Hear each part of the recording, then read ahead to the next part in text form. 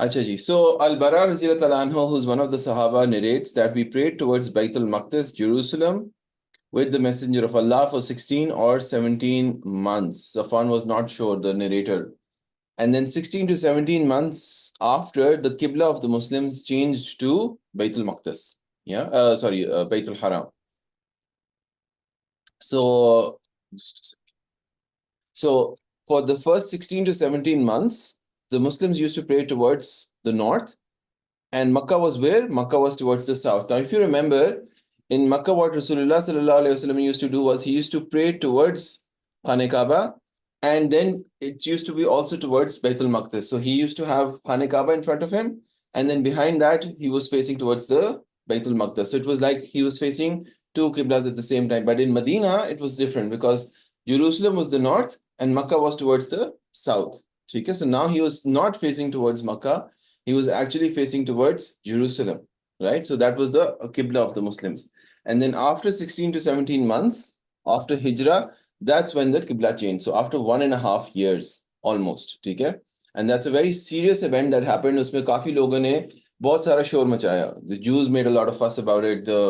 The Quraysh made a lot of fuss about it. The Muslims also got into a lot of doubts. So that is something that we will study after some time, yeah? So we have that covered. Last time किसी ने पूछा था कि कब change हुआ था. So if I move ahead, today what we're going to do is we're going to talk about Ahl Suffah, okay? It's a very, very important lesson from a Tarbiyah perspective also, okay? So Ahl Suffah was what, right? So when the Qibla was towards the north, right? So this is actually a picture from Masjid Nabawi, right? So towards the left side is the Qibla. If you look at my hand, it's towards the left side. And behind, it's empty. So just behind the masjid, there used to be a raised platform, right? And it was a place where it used to provide shelter. And it was a place which was called As-Suffah. Okay? So this was a place just behind Masjid Nabawi, raised space, had a shelter on top. Okay? क्या होता था यहाँ? The definition of Suffah according to Ibn Hajar is a Suffah is a place at the back end of Masjid Nabawi. It is shaded and it was prepared for the foreigners. So remember, I think last lesson I said there were some people who came from Najran, some Christian used to come, some other people used to come. A lot of people used to come and meet Rasulullah sallallahu alaihi wasallam. So this was a place which was prepared for the foreigners. Okay. But this was not restricted to the foreigners only. It was also for anybody who doesn't have a family, anybody who does not have any shelter to place in. So it was also like a refuge. ठीक है कि कोई और आपके पास घर नहीं है, कुछ और कुछ नहीं आपके पास रहने के लिए, then you can come and stay here also. So Abu Hurairah radhiyallahu anhu says, Ahl Suffah were the guests of Islam. They were the ones who don't have any family or wealth to fall back upon. So these were people who were poor people, who might have been orphans, who used to come and stay here. Okay. So ye yaad rakho ki Rasulullah sallallahu alaihi wasallam, as soon as he set up the masjid, he set up a social welfare system as well. So Islamic State in Medina was not just a political state, it was a social economic state. That's the essence of Islam. ठीक है, Islam is not just कि जी हम politically strong हो जाए, militarily strong हो जाए. No, Islam has to look at each and every part of its citizenry. ठीक है. So even now, if you go to Istanbul or if you go to old Ottoman cities, you will find कि जो masajid होती हैं, the mosques, connected next to the mosques are madaris, schools, dispensaries, hospitals, as well as caravansarais where people can come and stay, as well as shelter for people and soup kitchens. So it used to be a very holistic. Even in non-Muslim countries in the West, such as the US, such as Canada, UK में थोड़ी जगह कम होती है, but those are Islamic cultural centers. Islamic cultural centers में क्या होता है? You have even football fields. You can stay there. So it's a whole ecosystem, right? Unfortunately, in Pakistan, we just look at the masjid as just the masjid. Oh, ye masjid jana hai. But in other countries, even in Medina, masjid used to be the center of everybody's life. Okay? Acha ji, we're going to go quickly through this because there's a bit of material. Acha, not everybody, but remember something. Not everybody who lived in Ahl Suffah was forced to live there. Because some people also lived there because of their own volition, because they wanted to live there. Okay? And some of them, one of the examples was a person called Hazrat Abu Hurairah radhiyallahu anhu, who had enough wealth, but he devoted his time to stay there because through that he was close to Rasulullah sallallahu alaihi wasallam. Okay? And he wanted to devote his time to studying Islam. Abu Huraira devoted all his life to studying, and he had reviewed all the hadiths of the Rasulullah sallallahu alaihi wasallam. Now, Abu Huraira had a very interesting routine, right? He used to split the night into three parts: one part for sleeping, one part for praying, and one part for reviewing hadiths. He's one of the most prolific. Prolific का क्या मतलब होता है English में? जो बहुत ज्यादा कुछ होती है चीज, ठीक है? So he was one of the most prolific narrators of hadith. Abu Huraira रज़ी अल्लाह ताला अन्हु. So बहुत सारी जो थी उनसे अहादीस मरवी होती थी. ठीक हो गया? अच्छा जी. One source of livelihood for the Ahl Suffah was the sadaqat that Rasulullah sallallahu alaihi wasallam used to send them. ठीक है? So किस तरह sustain करते थे Ahl Suffah को? So Rasulullah used to get sadaqat. Now I have a question for people. Can the Prophet use sadaqah himself on himself? No, of course not. What can he use on himself? Why can't he use sadaqah? Sadaqah is for poor people. But the Rasulullah sallallahu alaihi wasallam was not very rich. Why can't he use? बताओ.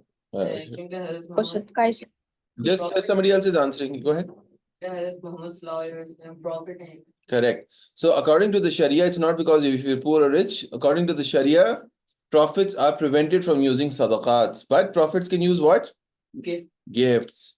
So if you give a gift to Rasulullah, he can use it. But if you give sadaqat, he can't use it. Okay. So all the sadaqat that were coming and he was spending it mostly on the Ashab al-Suffah.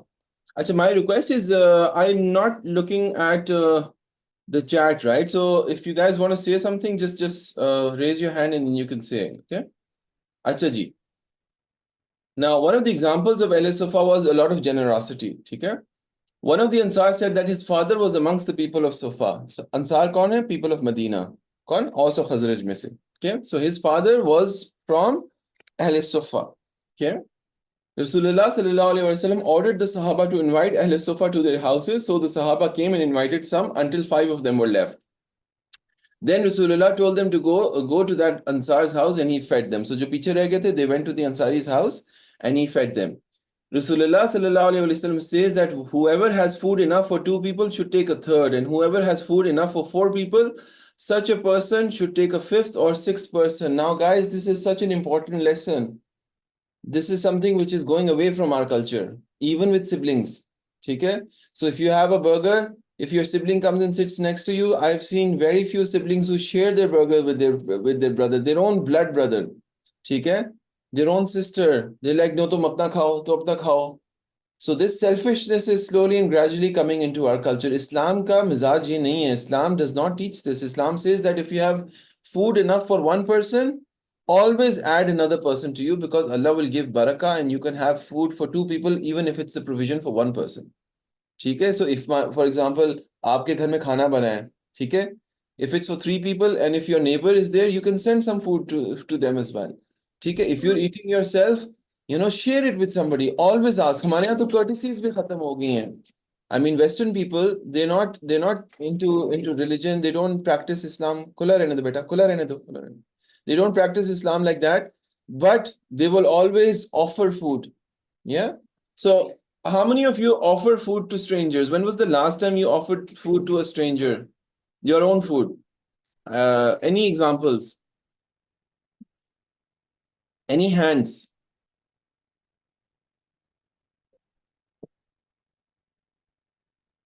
Go ahead, Musa. I did once when I was on a Swat mountain. I gave it to one of the poor kids who I gave my pizza to one of the poor kids. Did you give it or did you ask them to sit with you and have it? There's a difference. No, I gave it. When was the last time you offered somebody to sit with you and have food?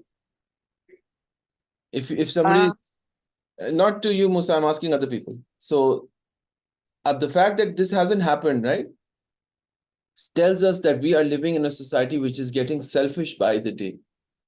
We are taught कि अपना हक देखो, अपनी property लो, अपना वक्त संभालो, अपना phone, अपना TV, अपना screen time, अपना room, everything me, me, me, me, me, me, me. And this is getting beaten into us every day. Islam doesn't have this attitude. Islam has an attitude of congregation. How many times you sit on the dastarkhan? Look, beautiful religion, right? Islam is such a beautiful religion. What is the sunnah of eating? You sit down and eat. What is another sunnah?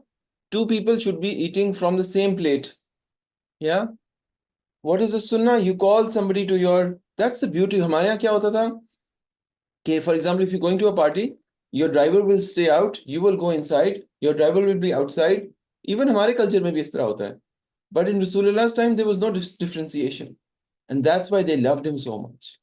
There was no distinction between this is, a Bedouin, this is a Negro, he's a Bilal or he's an Abdurrahman. Doesn't care. He doesn't matter. So guys, you have to go back and think about this. Okay, why are we getting so selfish? Right? We have to think about others. So Rasulullah sallallahu alaihi wasallam says that whoever has food for two people should take a third, and whoever has food for four people, such a person should take a fifth person. So हमेशा याद रखो as a rule. ठीक है, I'm going to ask you as a homework next time. Whenever you're sitting down for having food, have you offered your mother? Have you offered your father? Have you offered somebody else? If you're in a place where obviously strangers हमारे यहाँ different तरीके से होते हैं, have you offered it to somebody else before you eat yourself? Have you offered the dish to somebody else? हमारे यहाँ तो ये होता है ना कि खाना लगता है. I mean, look at weddings, for example, Pakistani weddings. Pakistani weddings are it's like a war. As soon as they say khana tayar hai, everybody is just running and rushing. And these are people who are wealthy people. These are not poor people, right? These are animalistic instincts. These are not इंसान के instincts. Allah ने किस तरह बनाया था? इंसान को अपने हाथ से बनाया. Adam alayhi salam was created by Allah subhanahu wa ta'ala, crafted. Go ahead, Sumayya. You have your hand raised. Hello, Salam Guzara. It's me, Imran. Go ahead, Imran bhai. I just wanted to add something. This is my own personal experience in Pakistan. You're talking about sharing and offering food to a stranger. I've experienced people from not well-off backgrounds, like people working in the shops, or like people who are doing mazduri. And I've honestly, my own experience, there's eating, and they've invited me to eat with them. So there is still people doing this, the sunnah, and it's amazing. But I'm actually noticing it's more with the people who are not very well off. But if you go into a bit more of an elitist or a well-off environment, you won't get that same kind of tarbiyah.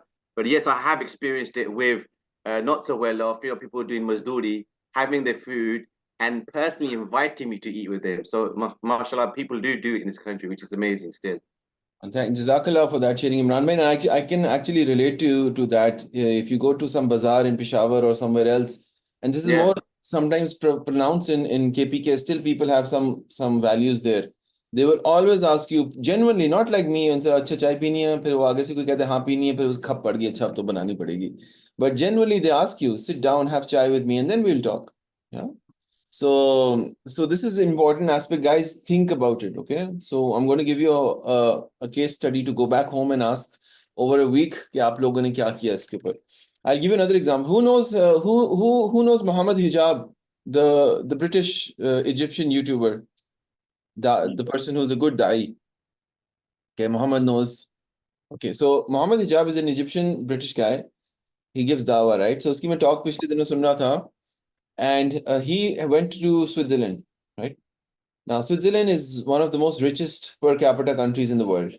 Okay, it's one of the most beautiful countries in the world, one of the best infrastructures in the world. And he says, "My car broke down. मेरी गाड़ी खराब हो गई." And when it broke down, it transpired that the battery was low, right? So he needed jumper cables to start the battery, start the car. And he's just standing there and he's asking people, and nobody's stopping. Okay? He asks some of the people who are the pedestrians, they don't even listen to him. And he says, I got stuck there for a while, right? Nobody was listening to me.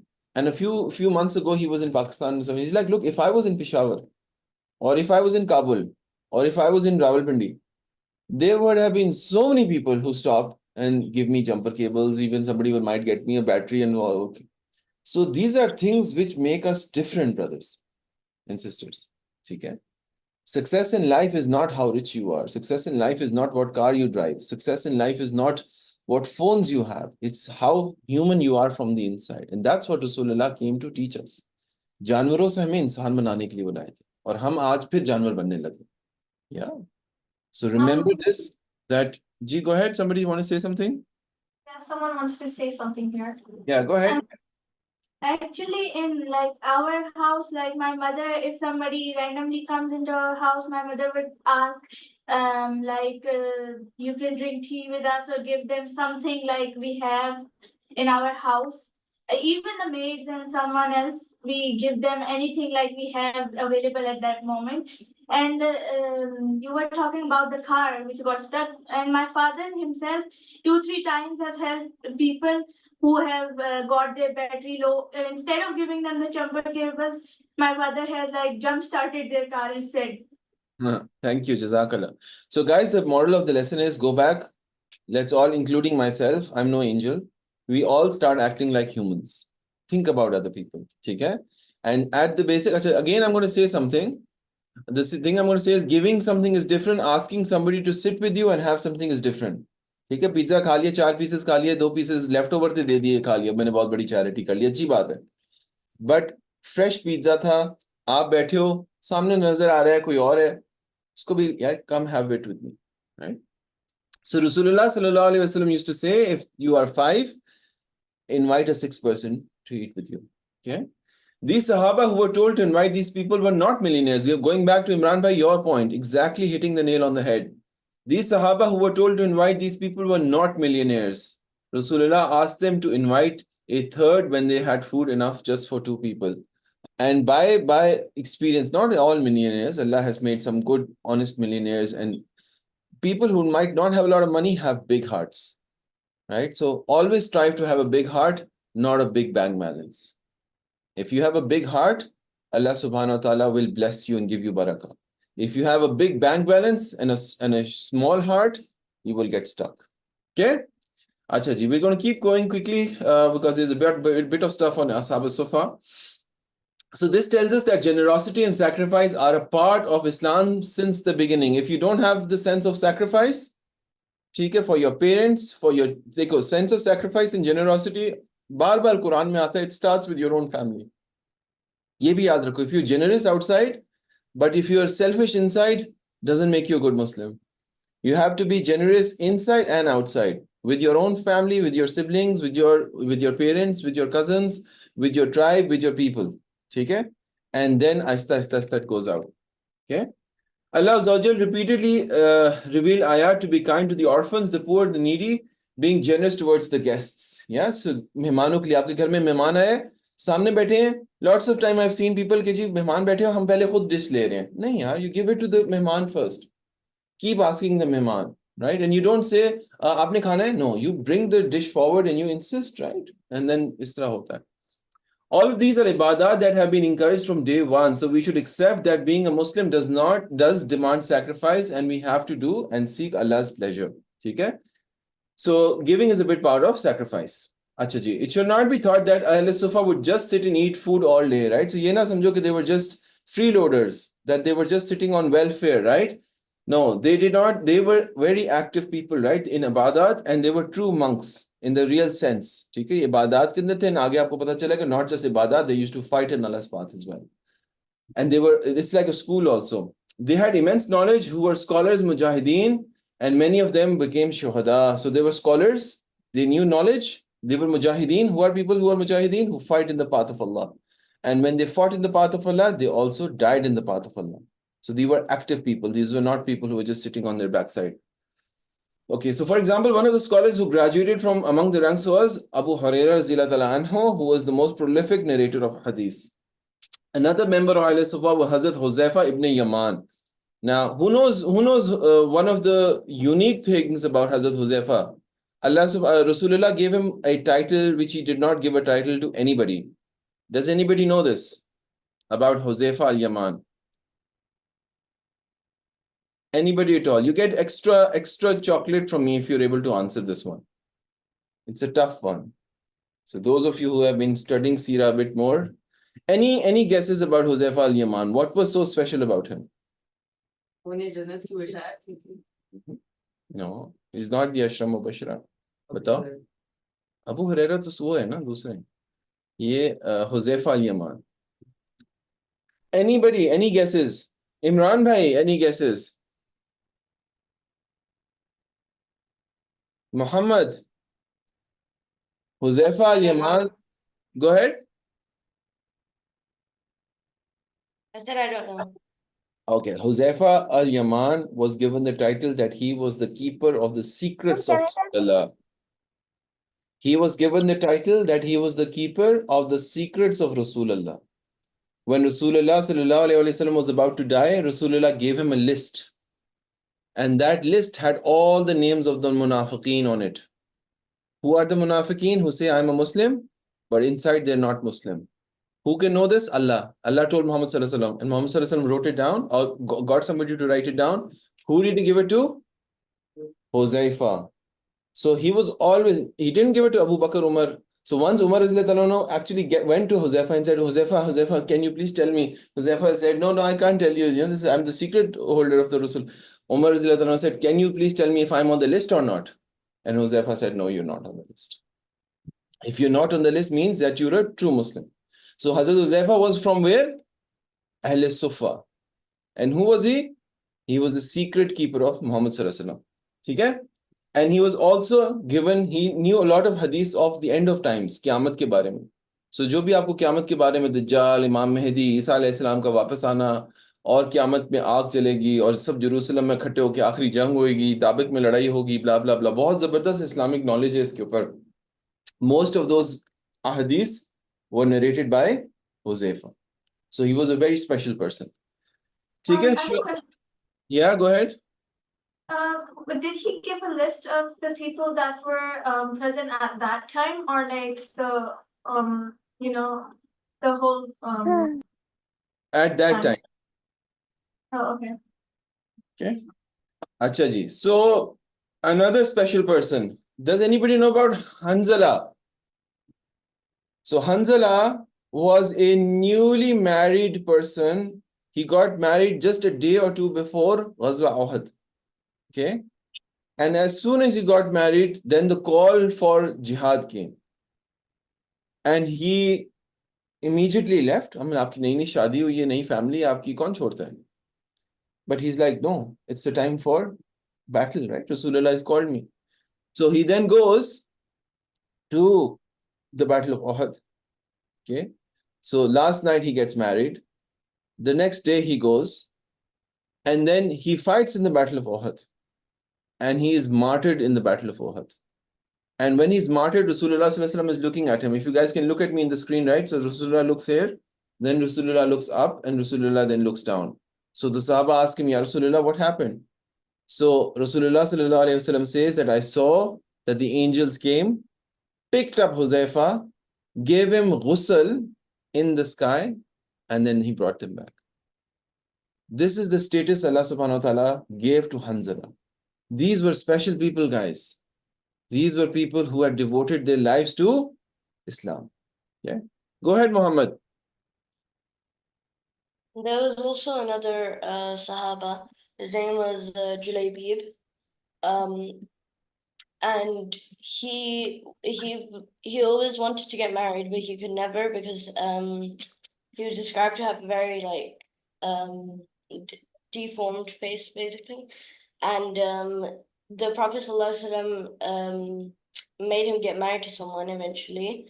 But the day after they got married, he went for the battle and was martyred. And the Prophet ﷺ said, the Prophet ﷺ, they hadn't found his body. The Prophet ﷺ was looking for it himself. And when he found him, he hugged him. And he was saying, oh, Julaybib. Jazakallah, Muhammad. And was he from the Ashab Suffah or no? We don't know that. I'm not sure. I was just saying it because it reminded me of the story. Okay. Jazakallah. Actually, there were also some shuhada from Ahl Suffah in Hudaybiyah and other battles. Okay. They would also try to earn a livelihood. So they would not just sit on there, and they would also go and do other things. And then, so the number of Ahl Suffah rose and decreased depending on the conditions, but on average, there were about 70 people. So imagine 70 people living in Masjid Nabawi on average 24/7. Okay. So that used to be the situation. So if we keep going, Ubaida ibn Samit radhiyallahu anhu says that Rasulullah sallallahu alaihi wasallam, this is a very beautiful example, right? So he says that Rasulullah, he would become sometimes busy, right? So if there's a new Muslim, he would then hand over the new Muslim to who? Ashab Suffah.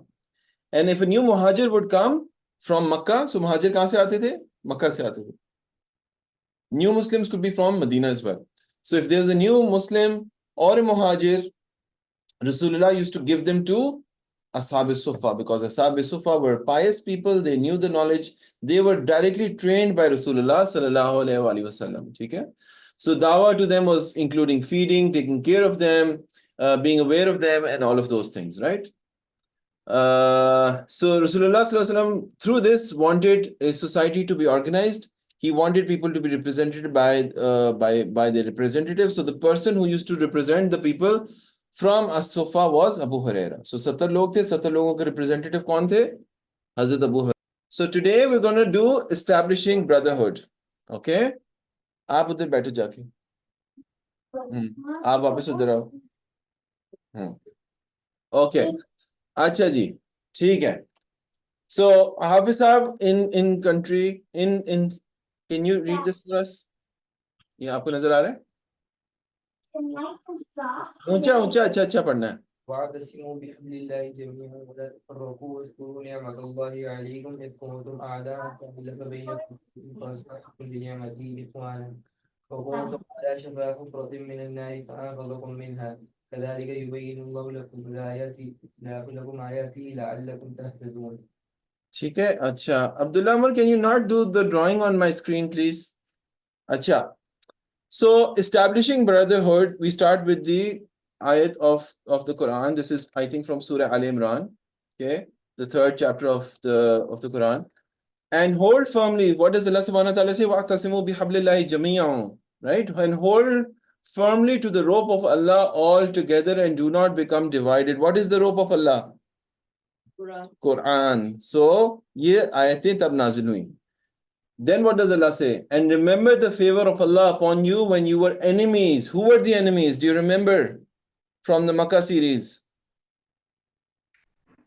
Go ahead, Maham. Quraysh. No, in Medina, who were enemies? The Aus and the Khazraj. Very good. And do you remember they had a big battle in which their leaders died? Yawm al-Bu'ath. Right? So in Makkah, in Medina, also Khazraj were enemies. And then Allah subhanahu wa ta'ala says, and remember the favor of Allah upon you when you were enemies and He brought your hearts together and you became by His favor brothers. So the Aus and Khazraj, which were enemies fighting with each other all the time because of Muhammad sallallahu alaihi wasallam, because of Islam, now became brothers. And there's another brotherhood, right? This was amongst the Ansar and then between the Ansar and the Muhajirin. And you were on the edge of a pit of fire and He saved you from it.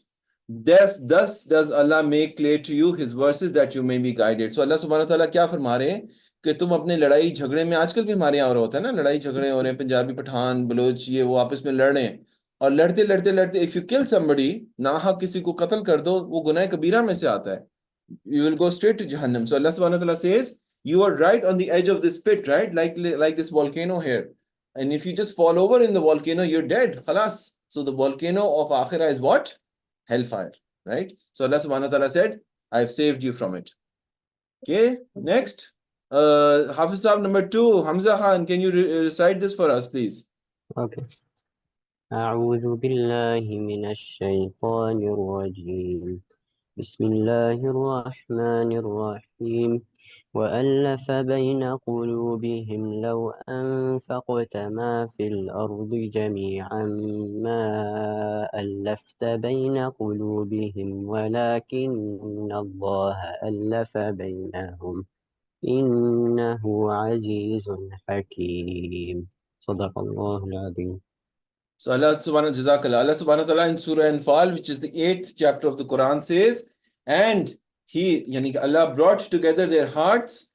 If you had spent all that is in the earth, you could not have brought their hearts together, but Allah brought them together. Indeed, He is exalted, mighty and wise. ये याद रखो, Allah क्या कहने की कोशिश करें, पूरी दुनिया की आप wealth अगर खर्च कर दो, तो आप लोगों के दिलों को नहीं जोड़ सकते, मिला नहीं सकते, unless Allah subhanahu wa ta'ala wills it. So Allah subhanahu wa ta'ala is saying that I brought their hearts together and you could not have done it even if you had spent so much money. अगर मैं आपको present दे दूं, आपका दिल नरम हो जाए, आपकी हाफिज साहब मुश्तबा साहब से दोस्ती हो जाए, बट नहीं, अगर अल्लाह ने आपके दिलों में नहीं मोहब्बत नहीं डाली तो नहीं हो सकता. ठीक है. अच्छा जी. So what is Allah subhanahu wa ta'ala saying? So Allah Azza wa Jal is telling Muhammad sallallahu alaihi wasallam that it is Allah that brought the hearts of the Muslims together. Okay. And that even if Muhammad sallallahu alaihi wasallam had spent all the money in the world, he could not have done so. So Medina के अंदर हम समझते हैं ना कि एकदम आके system सही हो गया. नहीं, अल्लाह ने उनके दिलों में डाला.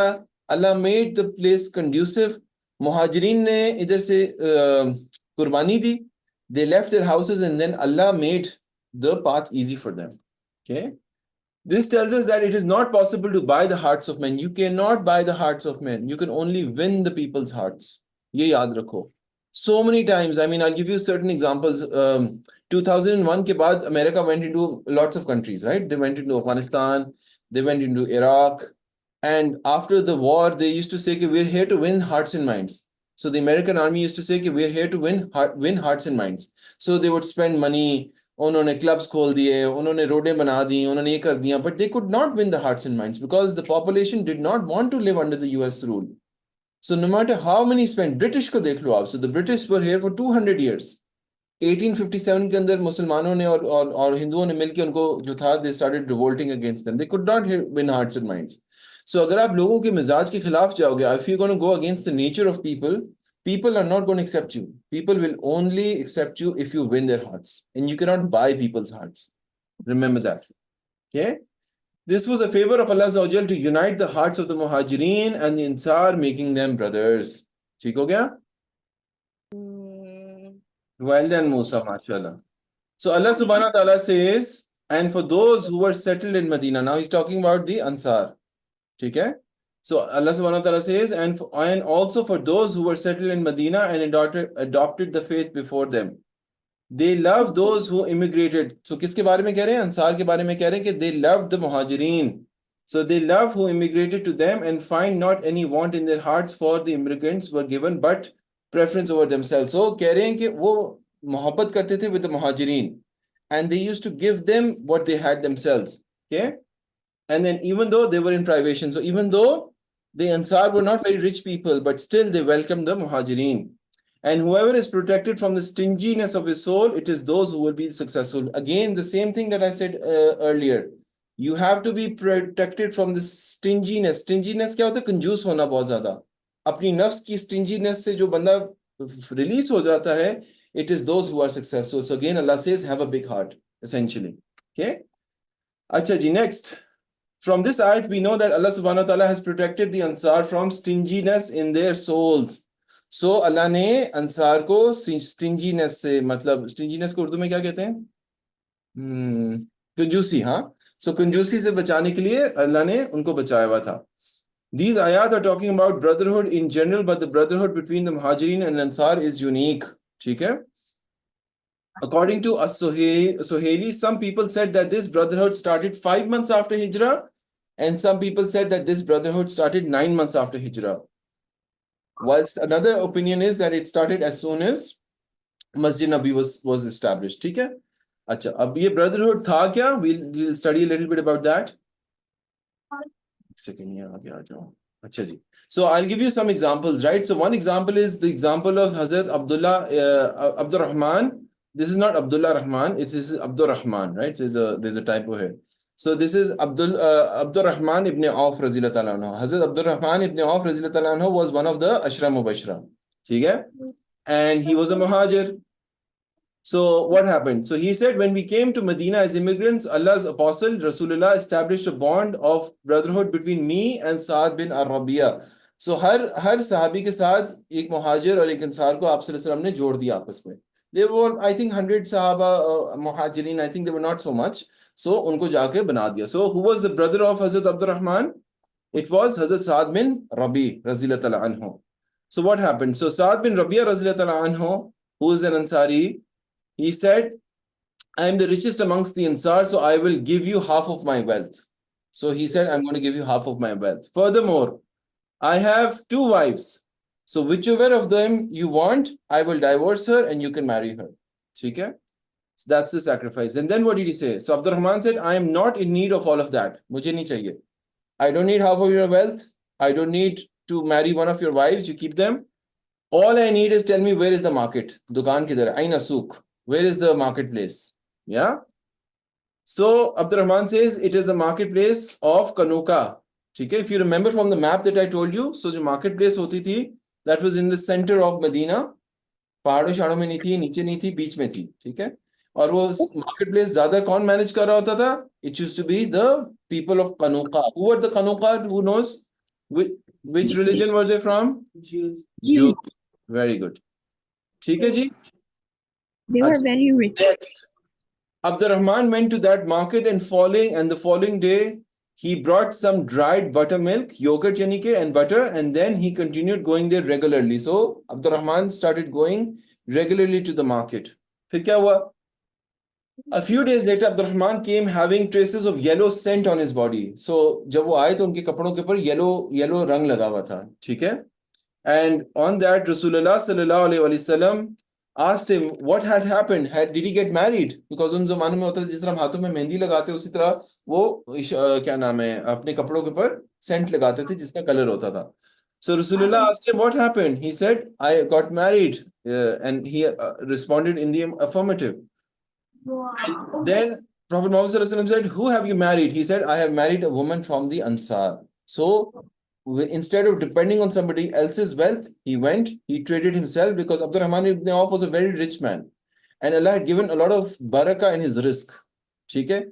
It's you can actually think of this as whatever he used to touch became gold. Kuch log hote hain is tarah ke. So he said, I married somebody from the Ansar. Then Rasulullah sallallahu alaihi wasallam said, now remember the rights of women. Okay? So Rasulullah sallallahu alaihi wasallam said, how much did you pay her? Meher kitni diya aapne? Okay, this is not like I promised to give you and I might give you and so much. He said no, because he was worried, kya pata di nahi di. So he said, how much did you pay her in terms of meher? He replied, I gave her a gold piece equal to the weight of a date stone or a date stone of gold. Yani ki jo date jitna stone nahi hota, khajur jitna, utna amount of gold मैंने उसको मेहर के तौर पे दिया. यानी कि when he came to Medina, Abdurrahman bin Auf had nothing. What does he do? He goes to Saad bin Rabia. Saad bin Rabia offers him half his wealth. He says no. He goes to the market, trades, makes money, has enough money to get married, gets married. Okay? Then Rasulullah, abhi bhi rights khatam nahi hoye. Rasulullah sallallahu alaihi wasallam said, give a walima, wedding banquet, even if it is with one sheep. So shadi ka maqsad ye hai ki you must give the rights of your wife, and you must also then announce it in terms of a walima. And walima doesn't mean that you have thousands and thousands of people coming in lavish dishes. It is what you can afford. So Rasulullah sallallahu alaihi wasallam said, you can even give a walima even if it is with one sheep. Any questions so far? No. No? All right. Acha ji. There's another example. Okay. The example of Hazrat Salman al-Farsi and Hazrat Abu Darda. Now, who remembers the story of Salman al-Farsi from the Makkah series? We had a long story of Salman al-Farsi. Where was he from? Wrong. Persia? Hands. You guys have to raise your hands. Go ahead, Mohammed. Persia. Where in Persia? I don't know that. Which city in Persia? Persia to आसान है जवाब देना. Farsi means Faras. But the real Hafsa, go ahead. Okay, I'm going to give you a hint. It starts with I. Iran is a country, not a city. Who remembers? Mama, aapko bhi nahi yaad? No. Isfahan. He was from a city called Isfahan. Which religion was he from? Oh. I think I know. Go ahead, Mariam. It was the fire religions, like they used to it's something What's the name of the religion? something with Z. Okay. Does anybody know? Go ahead, Arun. Atheist. No. Atheist doesn't start with Z. Go ahead, Muhammad. Zoroastrian. Very good. He was a Zoroastrian. What's a Zoroastrian? Do you remember? Fire worshipper. Okay, so in our culture, it is known as fire worshippers, but essentially they're the worshippers of a god called Ahura Mazda. and the fire has a symbolic meaning. Like the Christians, they're not like worshipping the cross, but they worship Isa alayhi salam, na'uzubillah, and the cross is a symbol. So similarly, okay, good. So, and you all remember the story. He came all the way from Medina. Bahut zabardast story thi. I'm not going to get into that. Achha, these brothers would also give each other advice, right? So an example of this was the brotherhood of between Salman al-Farsi, who was a Muhajir, and Hazrat Abu Darda Raziyallahu anhu, who was a Ansari. So the Prophet ﷺ made a bond of brotherhood between these two gentlemen. Okay? Salman al-Farsi was the Muhajir and Abu Darda was the Ansari. Salman paid a visit to Abu Darda and found Darda, yani ke Abu Darda ki wife, and this is before the ruling of hijab and niqab and parda came, right? So he saw that the wife of Abu Darda was very badly dressed up. Okay? She was dressed in, you could say, rags, very shabby clothes. And Salman al-Farsi asked, why are you dressed up like this, right? Such shabby behavior. So Darda replied that your brother Abu Darda is not interested in the luxuries of the world. So he's not interested in this life. He is only interested in the akhirah. Okay? Now, from an Islamic standpoint, what is the Islamic stance? Should you be like this, or should there be some balance? What should the balance be? Okay? And that is what Salman al-Farsi will teach us now. Okay? मैं आता हूँ आखिर में. So, in the meantime, Abu Darda came and prepared a meal for Salman al-Farsi raziyallahu anhu. So, when Salman came, Abu Darda prepares a meal for him. अच्छा सा खाना तैयार किया. And Salman requested Abu Darda कि you eat with me. But Abu Darda said, what? Abu Darda said, I have a fast, मेरा रोजा है. Nafli roza, farz roza नहीं. Salman said, I am not going to eat until you break your fast. कि तुमने मेरे लिए खाना ला के रखा है, लेकिन अगर आप रोजे से हो तो मैं भी नहीं खाऊंगा. So if you want me to eat, you have to break your fast. Okay? So then what happened? फिर रात का वक्त हो गया. When it was night, in the part of the night, Abu Darda got up to offer his prayers, tahajjud ke liye. But Salman told him, no, sleep. Then Abu Darda slept. After some time, Abu Darda got up, but Salman told him to sleep. फिर से उठ गए वो. लेकिन सलमान रज़ियल्लाहु अन्हु ने कहा कि नहीं, आप फिर सो जाओ. When it was the last hour of the night, Salman told him to get up. Then and both of them prayed the tahajjud. So first part में वो उठे, अबू दर्दा को सुला दिया. Second part में उठे, फिर सुला दिया. Third part में उठे, हाँ अब तहज्जुद पढ़ लो. ठीक है? अच्छा जी, this was very interesting, right? So I have a question here, right? Now Abu Darda is obviously very, very pious, very practicing, रोजा भी रख रहे हैं, और रात उठ के पूरी रात भी नमाज पढ़ना चाह रहे हैं.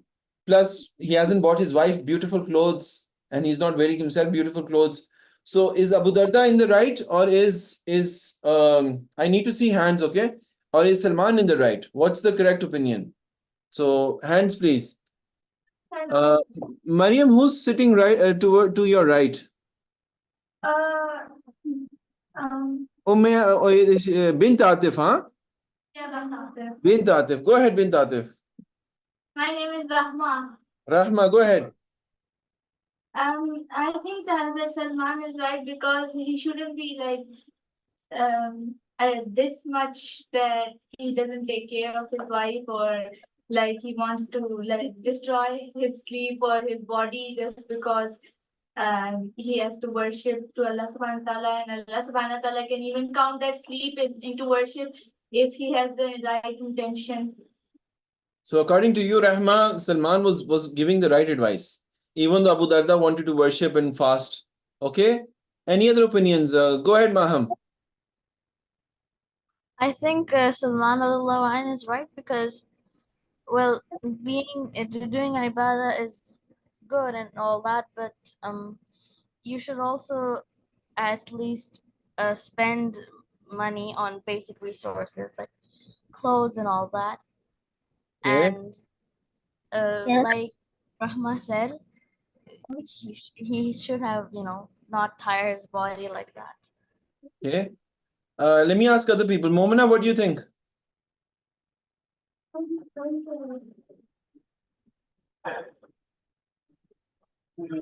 Go ahead. Momina, can you hear us? Okay, let me go to. We can hear you now. Go ahead. Right? I think Abu Dalda should not have done that. In Islam, it's like you should wear clothes that are like a little bit nice. You should not be in like in the clothes that look like clothes. And I think that Abu Dalda should not have done that. Okay, so Salman's view was something that you agree with, right? So, आप कुछ कह रहे थे, Shayan? Okay, नहीं कुछ कह रहे थे. All right. Okay, so now let's have a look. Okay. Can I also? Yeah, go ahead. Somebody else want to say something?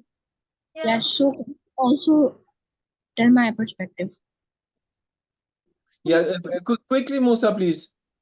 Okay, so I believe both of them are wrong because Rasulullah has said to moderate life, make it simple, not too rich and not too poor. Just make it simple. So how is Salman wrong, Musa, then? Razila Talano. How are both of them wrong then?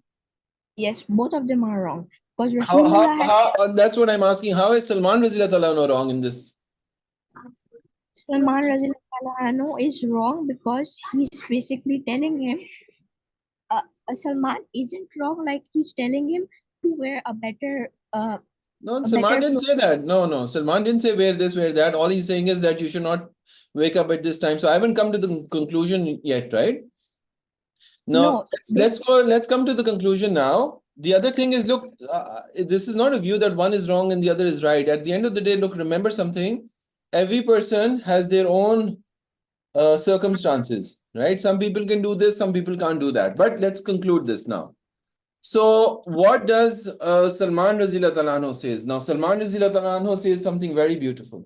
ये आपने सलमान उसकी series में भी देखा था और वो आज भी कह रहे थे. Salman told Abu Darda Razila anhu that your Lord has a right on you. Jashim, what does this mean? Your Lord has a right on you. No, that doesn't mean. So what does it mean that the Lord has a right on you? Yeah, anybody else? So he says your Lord has a right on you, your soul has a right on you, and your family has a right on you, so you should give the rights of all that have a right on you. What does this mean? अल्लाह का right है कि अल्लाह को pray किया जाए. Okay. Soul का right है कि उससे मतलब ज्यादा काम ना करवाया जाए. Okay. जितना मतलब बंदा कर सकते हो उतना किया जाए. और फैमिली का राइट है उन्हें टाइम दिया जाए, Hmm. उन्हें मनी दी जाए. Very good. Mecca series. So I don't know if you heard Harun, but what he says was Allah has rights on you that you have to fulfill Allah's rights. What is Allah's rights? Go to the masjid for boys, pray. Ramzan के रोज़े रखो.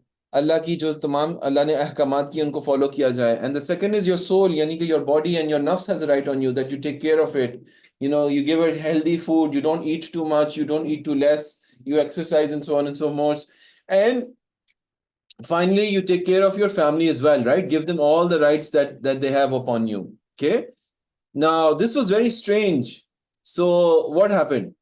Abu Darda came to the Prophet ﷺ and narrated the whole story, and the Prophet ﷺ said, Salman has spoken the truth. So this is a beautiful example of where the brotherhood was also coaching each other. Okay? Because देखो दीन जो है ना, दीन is not a sprint. अगर आप लोग वो देख रहे हो ना, Olympics देख रहे हो, what's the difference between a marathon and a sprint? Hands. Go ahead, I think Mariam. a sprint is basically how fast you run at the beginning, and a marathon is how long you can last through the whole, the track. Good. Go ahead, Hamza. Me? The other Hamza. You Oh, had your hand raised, right? Yeah, like a sprint is you have to try covering like a short length of, you have to run like a short length as fast as you can. But a marathon, you have to run a much farther, so you conserve your energy and you like run slower in that case. Okay. Now, another question I have for you. How does the body's need change if you're a sprinter versus a marathon runner? If you're a sprinter, Hands. Okay. Go ahead, Joshim. When you sprint, you burn more energy, and you focus on time and how fast you run. When you in a marathon, you don't have to burn energy, but you have to save energy and like so you can complete the whole race. Okay, all right. Any other thoughts? How does your body require different things for being a sprinter and a marathon runner? Let me ask somebody who's not spoken yet. Sumaya and the whole family of Sumaya, any thoughts on how a body is different for a marathon runner than a sprinter? Your physical attributes are different. How? When you're running sprint, your muscles are bigger. Yeah, very good. Yeah. And if you're a marathon runner, then? Then your muscles are small if you run a marathon. Exactly. So, अगर आप लोग घर जाओ ना, Google करना. So, who's a sprinter and who's a marathon runner? So, a marathon runner needs to be slick, slim, not bulky, needs to have a lot of stamina. Okay? A sprinter needs to have lots of strength. Okay? Not overly bulky like a bodybuilder, but have muscles because you are sprinting, you're accelerating, but they don't have enough stamina. Okay? They run, for example, 100 meters in less than 10 seconds, but they can't run like 20 miles or 20 kilometers. Now, Deen is not just a sprint. Deen is a marathon. आपकी जिंदगी कितनी है 15 years Allah knows, 16 years Allah knows, 80 years Allah knows, but you have to plan for it. So if you say कि जी आज मैं बहुत सारी नमाजें पढ़ूंगा, आज मैं तहज्जुद भी पढ़ूंगा, ये भी पढ़ूंगा, वो भी पढ़ूंगा, and then for 2 days you don't do anything, that's not deen. What deen says is you have to pace yourself, offer the 5 times prayers, fast in Ramadan, do what that is easy for you. Okay, so we'll do one more and then we're at the end, I think. Acha ji, so brotherhood story is the Ansar. Okay, so this is probably the last slide that we'll do, inshallah, and then we'll conclude. So what happened in Medina was that the Ansar said to the Prophet ﷺ, please divide the date palm trees between us and them. If you remember from a couple of lectures ago, what did I say? The primary occupation of the people of Medina was? It was agriculture, right? That's what they used to do. And what did they do? They grew mostly date palms. And the Ansar was thus mostly working on date palms. So what did the Ansar say? कि हमारे जो दरख्त है ना, if I have 100 trees, give 50 trees to the Muhajirin and we'll keep 50 trees. That's how, generous they were. So आज की जो lesson की जो essence is the generosity that Muslims have towards each other. So they said divided amongst us and the immigrants. Okay? The Prophet ﷺ said no. Divide नहीं किया जाएगा because वो आपकी property है. So the Ansar said, then let them, the immigrants, do the labor for us in the garden and share the date fruits with us. The immigrants said, we accepted this. So, yani ke Ansar ne propose kiya कि you can work in our fields and the products and the output that you get, we will share it. And the Muhajirin said, yes, we agree to this. Okay? Though the agreement was that the Muhajirin will do half the work, that didn't happen in reality. And in reality, what happened? The Ansars ended up doing most of the work. Because look, the Muhajirin were not experts in agriculture. The Muhajirin were mostly traders, right? But the Ansar were generous people, so they ended up working on their fields. And the Muhajirin didn't do as much of the work. But इससे थोड़े से Muhajirin थोड़े से sad भी उन्होंने कहा, the Muhajirin came to Rasulullah and said, Ya Rasulullah, we have never seen a people like this. ऐसे लोग हमने देखे ही नहीं हैं. कैसे लोग? They comfort us when we are poor and they are generous when they are well off. They work in their farms and then they split their harvest with us. They said, we have not seen the people like these. They comfort us when they're poor. जब वो गरीब होते हैं तब भी हमें वो comfort करते हैं. They are generous when they have something. And the other thing is they split the output with us even if we don't do the work. Okay? So the Muhajirin said, Ya Rasulullah, the helpers got the entire reward. उन्होंने कहा, Ya Rasulullah, ये तो अंसार को सारा reward मिल गया. तो आप सल्लल्लाहु अलैहि वसल्लम ने कहा, no, so long as you pray to Allah for the Ansar, Allah will reward you इस पर. ठीक है कि आप अंसार के लिए दुआ करते रहें तो आपको भी पूरा का पूरा reward मिलेगा. So now this tells us as the value of being grateful. If you cannot give, then we are obliged to thank the person who is generous to us and pray for him, to wish good for him. So अगर आपको कोई generosity करता है, कोई आपको दावत पे बुलाता है, कोई आपको हदिया देता है, if somebody gives you a gift or something, if you cannot reciprocate in the same manner, the least that you should do is make dua for them. Be thankful towards them. Be thankful to Allah towards them. Be sincere towards them, and Allah will reward you for it. Okay? Acha ji. So now let's close this. The bond of brotherhood was in pairs between the Muhajirin and the Ansar, and this lasted till the situation of the Muhajirin improved. So as soon as the Muhajirin became independent, फिर ये खत्म हो गया. Once their condition improved, the brotherhood of the pairs dissolved, but the general brotherhood of the ummah remained. So ये जो आपस में रहना था, एक घर में रहना था, थोड़ी सी चीजें शेयर करनी थी, वो तब तक लास्ट किया जब तक the Muhajirin could not stand on their feet anymore. Once they were able to stand on their feet, this was dissolved. But then it didn't mean कि जी अब हमारी दोस्ती खत्म हो जाएगी. Now there was no inheritance law amongst the Muhajirin and the Ansar. You could only inherit property if you were a son, daughter, or something. Okay, so